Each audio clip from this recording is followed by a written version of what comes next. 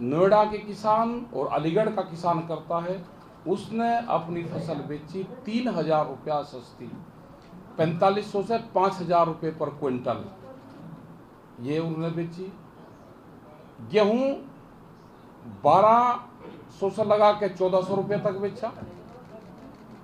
बाजरे का भी यही हाल रहा, बाजरे का बिल्कुल ठीक वो उन्होंने दिया कि 1100 और 1200 रुपये के आसपास दिया।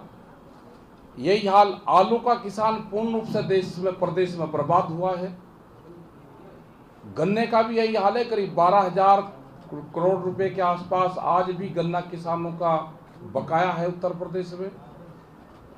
4 साल से भुगतान लेट है पूर्ण रूप से, एक भी रुपया नहीं बढ़ा।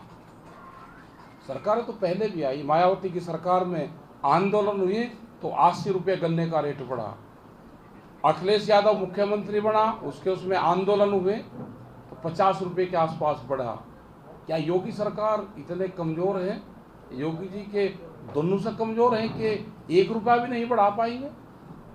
यह हालात है। बिजली, पूरे देश में सबसे महंगी बिजली अगर कहीं देखनी है, डालेवाल जी पंजाब से आते हैं, यहाँ पे 175 रुपये हार्स पावर, पंजाब में फ्री किसान को बिजली, हरियाणा के अंदर 35 रुपया, और करीब 7-8 स्टेट में बिजली एग्रीकल्चर फ्री है। तो यहाँ पे एक किस्म से गुजरात के बाद में दूसरा पुलिस स्टेट बनने जा रहा है हमारा प्रदेश। जैसे गुजरात में है, गुजरात में वहाँ कोई सरकार नहीं चलाती उसको, वहाँ पे पुलिस चलाती है।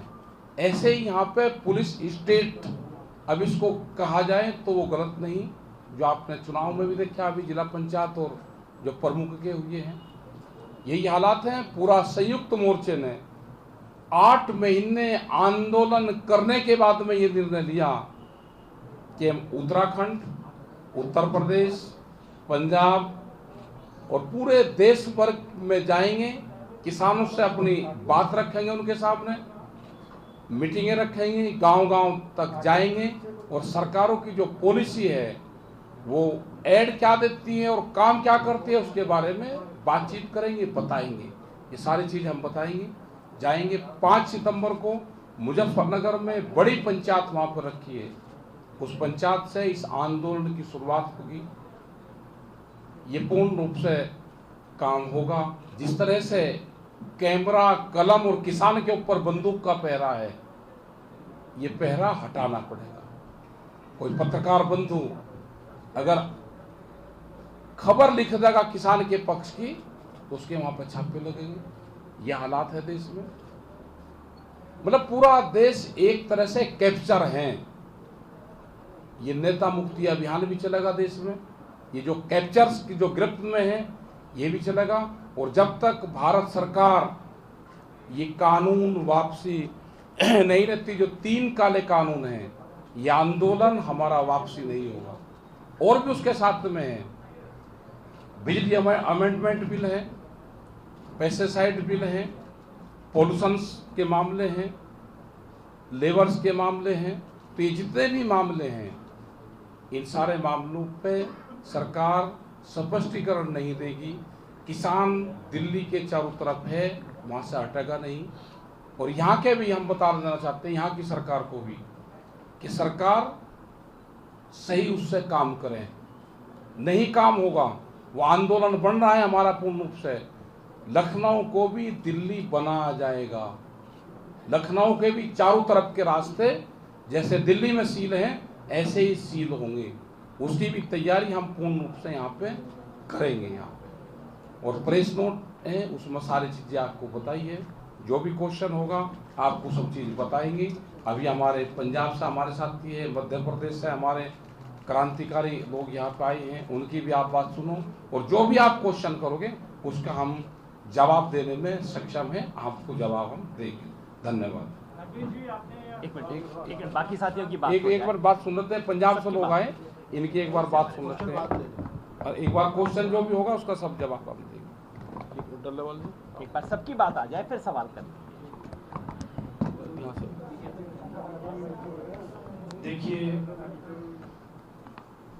आपको मेरा ख्याल है योगेंद्र यादव जी और राजेश टिकैत जी ने काफ़ी बातें बता दी गई हैं। ये जो हमारा मिशन उत्तर प्रदेश और उत्तराखंड का रखा गया है, इसको एक तो ये बात हम पहले से क्लियर कर दें कि इस मिशन का जो उद्देश्य है वो ये नहीं है कि हम कोई राजनीति करनी चाहते हैं। हमारा उद्देश्य ये है कि हम पूरे देश के लोगों को ये बताना चाहते हैं कि ये सरकार किस तरीके से लोग विरोधी, देश विरोधी, किसान विरोधी तरह तरह के कानून हमारे लोगों के ऊपर लगा रही है। जैसे मजदूरों के खिलाफ बहुत सारे कानून बने हैं, किसानों के खिलाफ जब से ये बीजेपी सरकार आई है लगभग 40-42 कानून किसानों के खिलाफ बन चुके हैं। और इन्होंने यहाँ तक किया गया है कि जो किसान को जो भी सरकार बोनस देगी फसल के ऊपर, उसकी किसी तरह की मदद नहीं की जाएगी। ये भी ऐसी घोषणाएं हमारे केंद्र सरकार की ओर से की गई हैं। ये सब बातें हमारे किसान भाइयों को बताना हम अपनी जिम्मेदारी समझते हैं, क्योंकि आंदोलन 8 महीने हो चुके हैं। सरकार के कान पे जूं नहीं सरक रही तो आंदोलन को और आगे बढ़ाने की जरूरत लग रही है। और एक बात मैं और भी कहूँगा, यहाँ के इलाके की एक बात बहुत बड़ी है, यहाँ आवारा पशुओं का मामला बहुत बड़ा उठा हुआ है। भारी संख्या में लोग एक्सीडेंटों के जरिए डेथ हो जाती हैं और कोई उनकी बात पूछने वाला नहीं है। लेकिन आप सभी पत्रकार भाइयों को इस बात का पता है, देश के किसानों को, आम लोगों को नहीं पता कि सरकार लोगों के ऊपर काऊ सेस के नाम पर टैक्स लगाती है। जब काऊ सेस के नाम पर टैक्स लग गया है, देश के एक एक आदमी ने, बच्चे ने, बूढ़े ने टैक्स पे कर दिया है, तो लोगों ने तो सरकार की बात मान ली है। अब सरकार की जिम्मेदारी बनती है कि उन काउस को, उन गौओं को कंट्रोल में करना, उनको संभालना उनकी जिम्मेदारी बनती है। और जो आदमी, जो व्यक्ति एक्सीडेंट की वजह से डेथ होती है, उनकी भरपाई करना भी सरकार की जिम्मेदारी बनती है, क्योंकि सरकार ने टैक्स ले लिया, आप सभी लोगों ने तो टैक्स दे दिया है। तो इस पे सरकार बिल्कुल आंखें मूंद कर बंद करके बैठी है, कोई किसी लोगों की बात पर ध्यान नहीं दे रही। और मुझे तो यहाँ पर देख ये सुनकर बड़ा हैरान हुआ, आश्चर्य हुआ है कि काऊ बेचारी, जो हमारी गौ माताएं कहते हैं जिनको, वो गौशालाएं में भी मर रही है, उनकी संभाल नहीं हो रही। जब टैक्स लोगों से ले लिया, उनको वहाँ क्यों नहीं संभाला जा रहा? संभालना जिम्मेदारी बनती है। तो ये सब बातें करने के लिए हम आगे, जब हमारा मिशन यूपी और मिशन उत्तराखंड चलेगा, उसमें एक एक बात लोगों को बताने के लिए हम प्रयास करेंगे, सभी बातें लोगों के पास जाएं। एक बात मैं लास्ट में ये जरूर कहूँगा कि जैसे आज ये प्रेस कॉन्फ्रेंस हो रही है, संयुक्त मोर्चा की ओर से समय समय पर जब कोई नई घोषणा होती है, प्रेस कॉन्फ्रेंस करके उसमें साझा बयान दिया जाता है। वो होता है हमारा संयुक्त मोर्चे का फैसला। किसी कोई आदमी का निजी विचार का कोई फैसला, कोई बात कोई बोलता है तो उसका निजी होता है, उसको संयुक्त मोर्चा का फैसला नहीं होता। इस पे थोड़ा ध्यान देने की जरूरत है। बहुत सारी बातें हो जाती हैं, उसको तो बहुत ज्यादा हवा दी जाती है, फलाने ने ऐसा कह दिया, फलाने ने वैसा कह दिया। तो संयुक्त मोर्चा का फैसला इसी तरीके से ही होगा, इसी तरीके से अनाउंस होगा। धन्यवाद। अभी काका जी आपके बीच में करेंगे, मध्य प्रदेश से हैं, बड़े किसान लीडर वहां से। सभी को नमस्कार, धन्यवाद। देखिए, 5 जून को ये ऑर्डिनेंस जब पास हुआ था, तो हमारे सामने सबसे बड़ी चुनौती ये थी कि ऑर्डिनेंस और कानून का विषय है, ये आम किसान को हम कैसे समझाएंगे। यहां से हमारी चिंता चालू हुई थी। उसके बाद आंदोलन आगे बढ़ा। आगे बढ़ने के बाद में आज की तारीख में दुनिया की सबसे ज्यादा देर तक चलने वाला शहादत, 600 किसानों की शहादत देने वाला ये पहला आंदोलन बन गया है। ये 3 ऑर्डिनेंस तो काले कानून है ही। हमारी मांग तो थी C2+50 की, वो अभी साइड में रह गई। MSP के लिए हम गिड़गिड़ा रहे हैं। MSP तो मिनिमम सपोर्ट प्राइस है, उसके लिए हम बात कर रहे हैं। इस पिछली पार्लियामेंट में 40 कानून मजदूर विरोधी, 42 कानून किसान विरोधी भी पास हुए हैं, जिसमें निर्यात है, आयात है, कपास का निर्यात है, बहुत सारी चीजें हैं।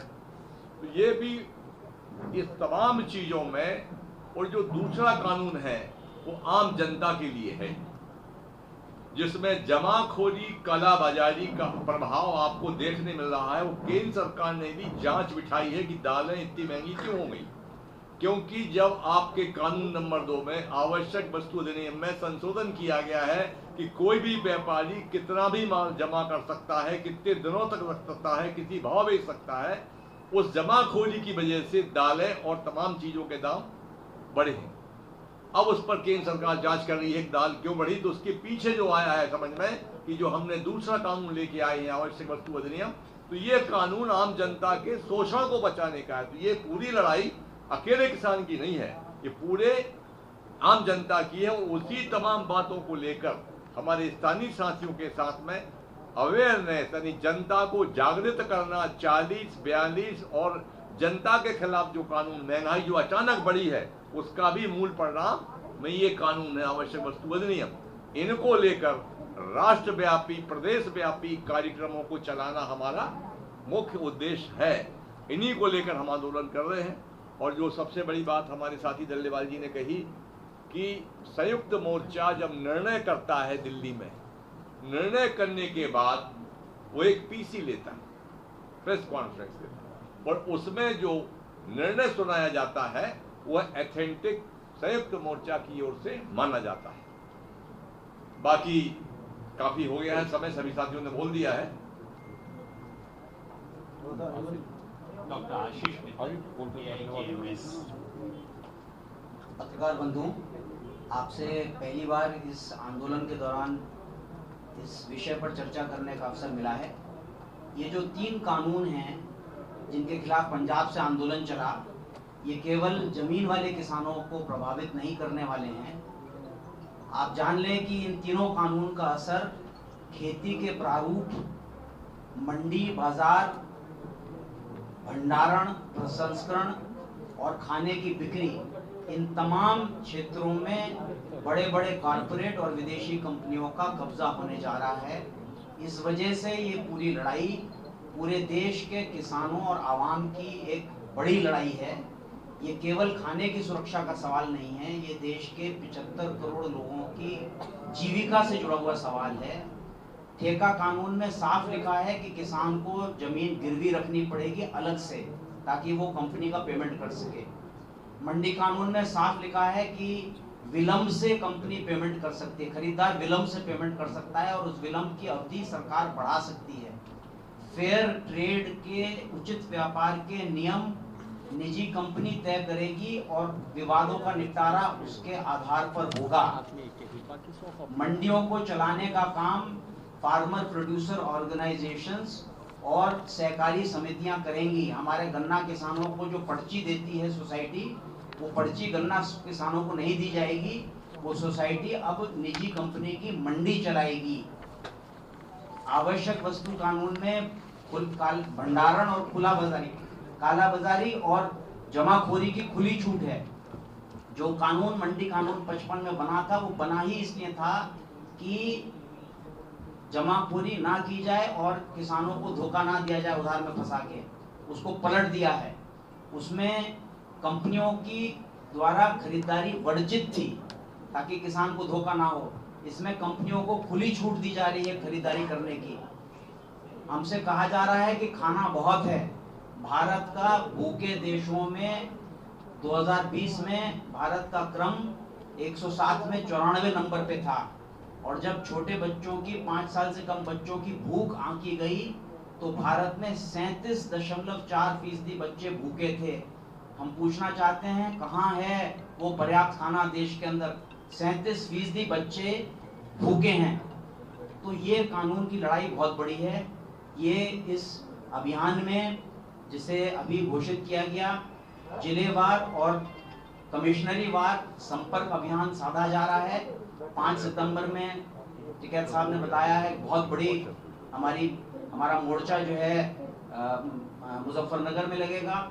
इसके अलावा प्रदेश के सारे इलाकों में, क्योंकि उत्तर प्रदेश की खेती भिन्न भिन्न तरीके की है, तो भिन्न भिन्न तरीके से लोग अपने आंदोलन को आगे बढ़ा रहे हैं और बढ़ाएंगे। उसकी भी घोषणाएं आपके बीच में की जाएगी। हमारा आपसे निवेदन है कि हमारे इस आंदोलन ने देश के अंदर एक राजनीतिक माहौल संघर्षों का खोला है। एक वो सरकार जो लोगों को डरा रही थी, पत्रकारों को डरा रही थी, वो सरकार आज कुछ हद तक किसानों से डर रही है। यूएपीए एक बहुत घातक आरोप होता था, 124 से बहुत घातक आरोप होता था, लोग नहीं उसमें फंसना चाहते थे। आज उसके ऊपर पुनर्विचार की बातें चल रही हैं। हमारे पंजाब और हरियाणा के बहादुर किसानों ने लड़कर केस वापस करवाए हैं, रिहा हुए हैं। हमारी जो एकता बनी है उसने सरकार द्वारा और बीजेपी आरएसएस द्वारा जिस तरह से वो जनता को बांटना चाहती है, उस दूरी को पाटा है। हमने सालों से चल रहे पंजाब और हरियाणा के बीच में जो विवाद सतलज यमुना लिंक कैनाल का बना रहता था, आज वो सवाल पीछे हट गया है। हमने सांप्रदायिक एकता को स्थापित किया है, हमने जातीय सद्भाव की स्थिति को पैदा किया है।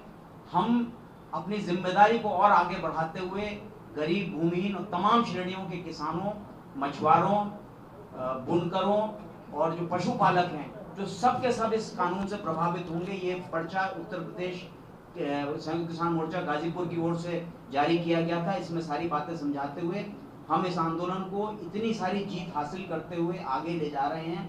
यही घोषणा हम आपके सामने करने आए हैं। हमारा निवेदन है कि आप भी अपने स्तर से इन सारे सवालों को लोगों तक पहुंचाएं, क्योंकि ये पूरे देश के रोजगार का सवाल है। सरकार की योजना WTO और विश्व बैंक के हिसाब से ये है कि भारत में 70% खेती की जमीनों पर खेती बंद कर दी जाए, 90% खेती में काम करने वालों को गुजार दिया जाए। वन डिस्ट्रिक्ट वन क्रॉप की योजना योगी जी ने यहाँ घोषित की थी। ये वही नील की खेती है, क्योंकि पूरे एक जिले में आंवले की खेती होगी, गन्ने की खेती होगी, केले की खेती होगी, जो व्यावसायिक फसलें हैं, तो निश्चित तौर पर धान और गेहूं नहीं पैदा होगा। धन्यवाद। एक बार प्रदेश अध्यक्ष जी हमारे राजवीर सिंह जी, इनके प्रदेश में आंदोलन शुरू होगा तो इनके क्या विचार हैं, ये भी जरा अपना विचार साझा कर लें। सभी साथियों का, पत्रकार साथियों का स्वागत। हमारे प्रदेश में पंजाब से डल्लेवाल जी, कक्का जी, मध्य प्रदेश से योगेंद्र जी, हरियाणा से मित्तल साहब हमारे, और डॉक्टर मुकुट सिंह जी सब ये उत्तर प्रदेश से हैं। तो बातें सभी आ गई हैं। मैं केवल इतना कहना चाहता हूँ, ये कहा जाता रहा कि उत्तर प्रदेश में आंदोलन केवल पश्चिमी उत्तर प्रदेश में है। मैं ये क्लियर कर देना चाहता हूँ, कोई भी आंदोलन संख्या बल के आधार पर नहीं आंका जाता है। आंदोलन की विचारधारा से कितने लोग प्रभावित हैं ये महत्वपूर्ण होता है। और इस विचारधारा से उत्तर प्रदेश ही नहीं, पूरे देश में कितने लोग प्रभावित हैं, ये 8 महीने के लगातार संघर्ष ने सिद्ध कर दिया है कि इस आंदोलन की स्वीकार्यता कितनी बड़ी है लोगों में, और सरकार के प्रति रोष कितना बड़ा है लोगों में। ये 8 महीने में आप लोगों के माध्यम से सब देखा है, दुनिया ने सब समझाया गया है। मैं इतना जरूर कहना चाहूंगा कि लोगों ने अपने गुस्से को और इस आंदोलन के प्रति अपने समर्पण को पिछले दिनों 75 जिले में जो समस्याएं, जो स्थिति बनी, उसमें देखा गया। लोगों ने स्पष्ट अपना आक्रोश प्रकट किया। मैं आज आप सभी लोगों से ये निश्चित कर देना चाहता हूँ, अनुरोध करना चाहता हूँ कि भविष्य में जो भी किसान मोर्चे के द्वारा जो योजना यहाँ पर जो आंदोलन की बताई जाएंगी उत्तर प्रदेश में, वो विधिवत चलेंगी। 5 सितंबर को मुजफ्फरनगर में एक ऐसी पंचायत होगी जो आप देखेंगे अभी तक के इतिहास की बड़ी पंचायत होगी। और उसके बाद फिर हम हर मंडल पर, 18 मंडल है उत्तर प्रदेश में, हर मंडल पर इसी तरह की महापंचायतें करेंगे। फिर 75 जिलों में जाएंगे। ये सारा उत्तर प्रदेश और यूपी मिशन, हमारा जो उत्तराखंड मिशन है, ये आंदोलन को मजबूत करने के लिए, किसानों की समस्याओं को पटल पे लाने के लिए, और आज दुनिया में जो किसान नंबर 1 पर ट्रेंड कर रहा है इस आंदोलन की बदौलत, इस ट्रेंड को और विस्तार देने के लिए किया गया है। हम सभी का धन्यवाद करना चाहते हैं। Thank you.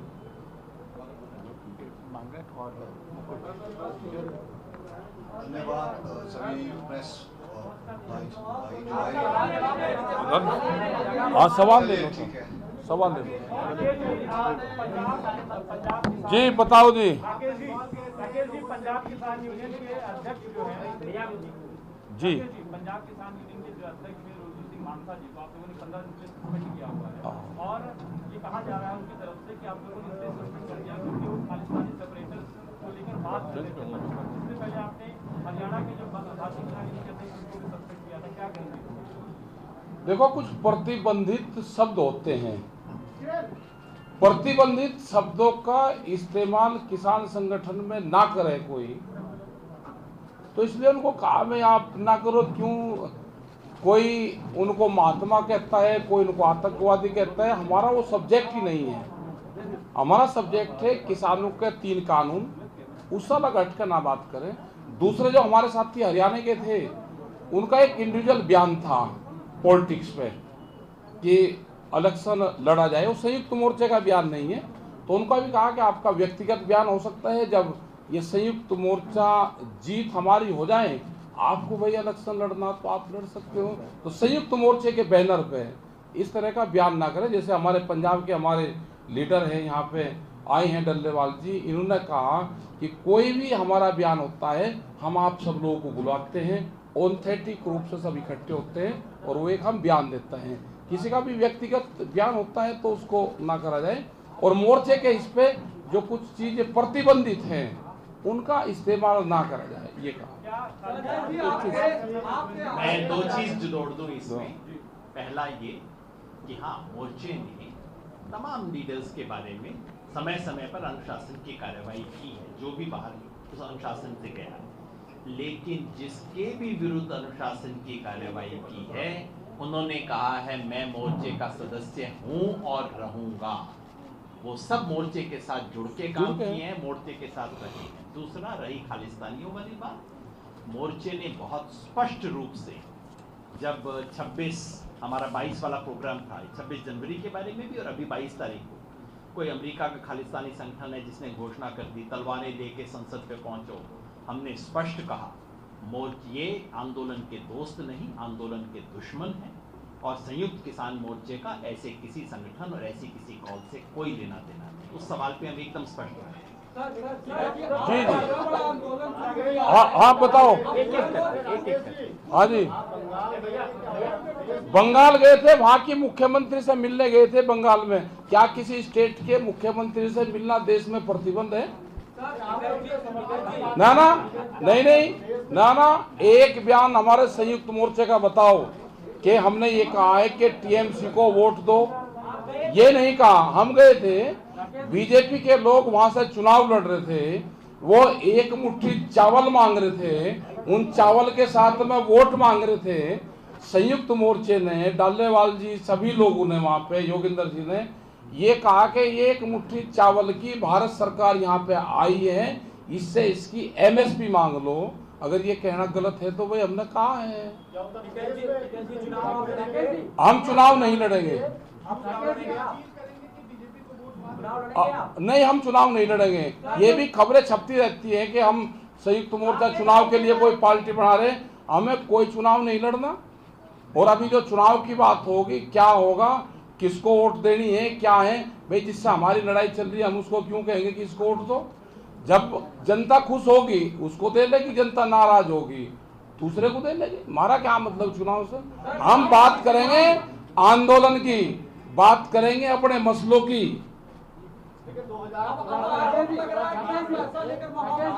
है जी, पैसा लेके और कहाँ है दुआ? तो हमारे तो छप्पर टूट गए सारे। दुआ हो भाई, कहाँ है? एक आधा छप्पर तो गिरवा दो किसी से। कोई एक टपरी नहीं गिर रहा वहां पे। अच्छा, फसलें हमारी आधे रेट में बिक्री, हम आंदोलन पैसे लेकर आंदोलन करते हैं। कहाँ है वे दूसरे वाले भाई? ये बीजेपी के लोग पहले विपक्ष में हमारे साथ रहते थे, इनसे ये पूछोगे इन्होंने कितना दिया किसी उसको? कोई ये नहीं चलता। लोग आंदोलन जो समस्या होती है उस पर आंदोलन करते हैं। राकेश जी,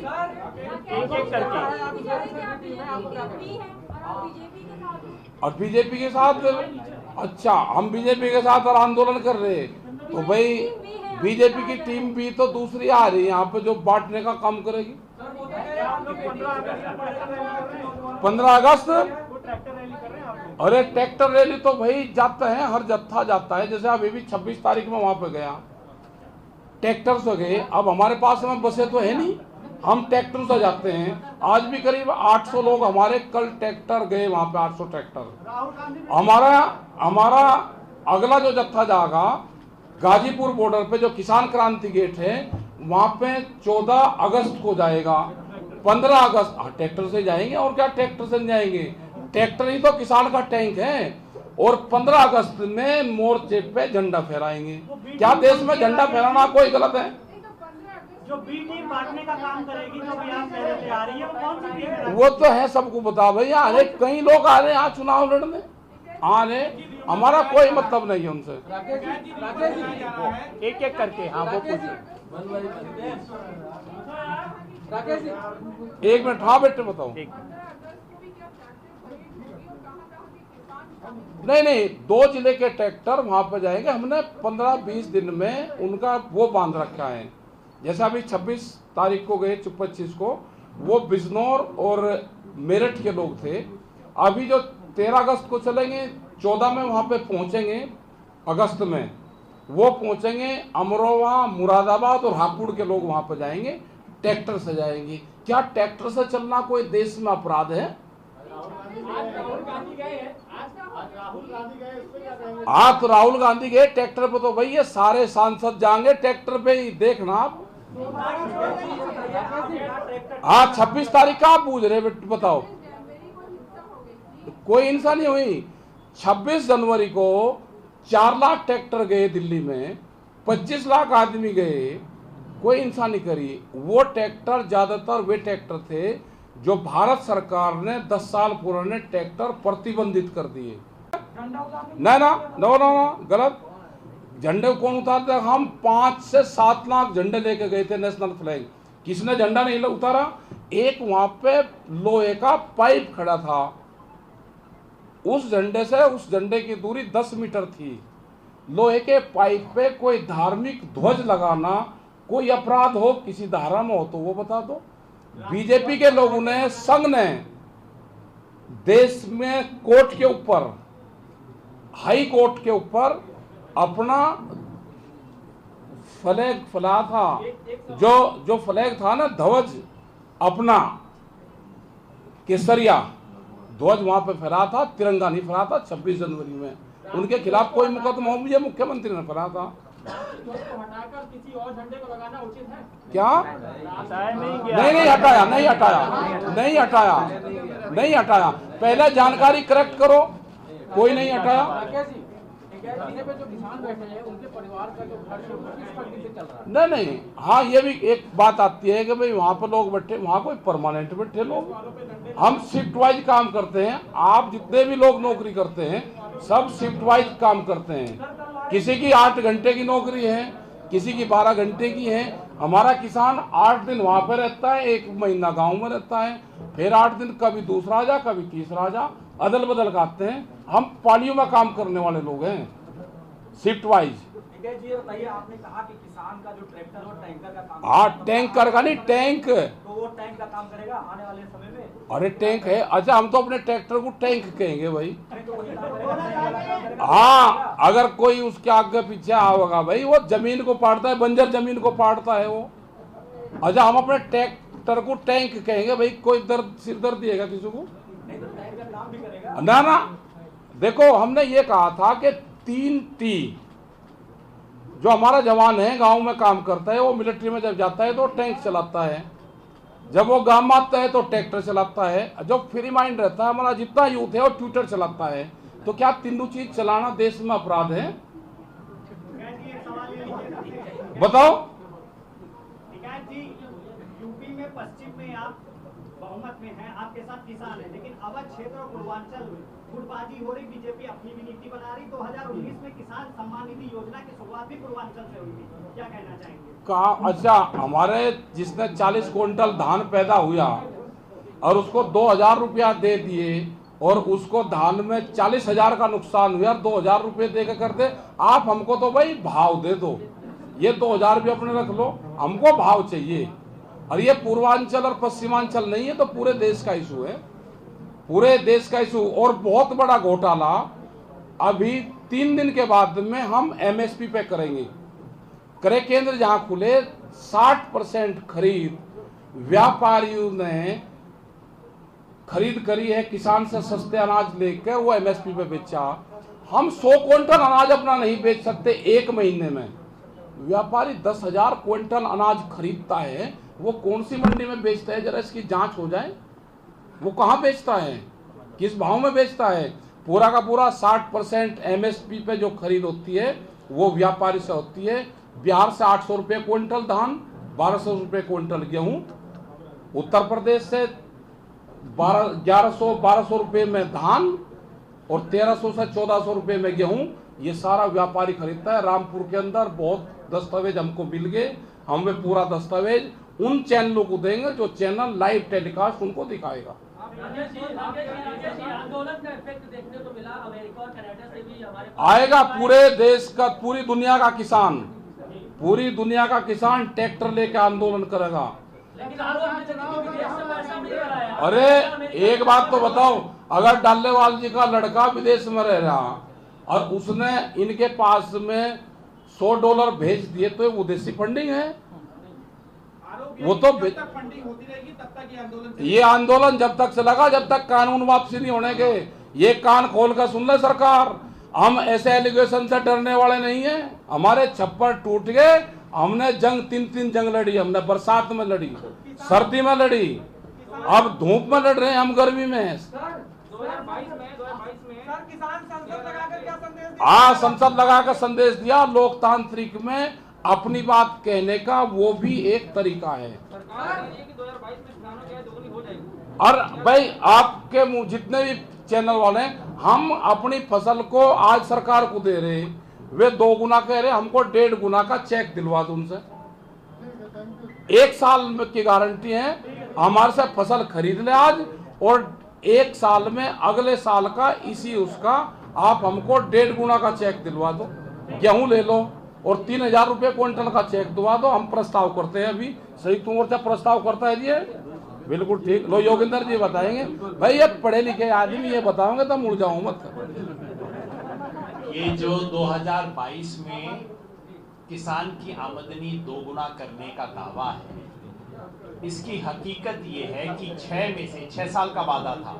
2016 28 फरवरी से शुरू हुआ था और 28 फरवरी 2022 में पूरा होना है।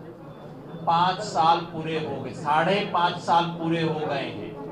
सरकार ने आज तक एक भी आंकड़ा नहीं दिया है कि अब तक 1.5 गुना हो गई, 1.25 गुना हो गई, 1.25 गुना हो गई, 10% बढ़ गई, ये भी आंकड़ा नहीं दिया है।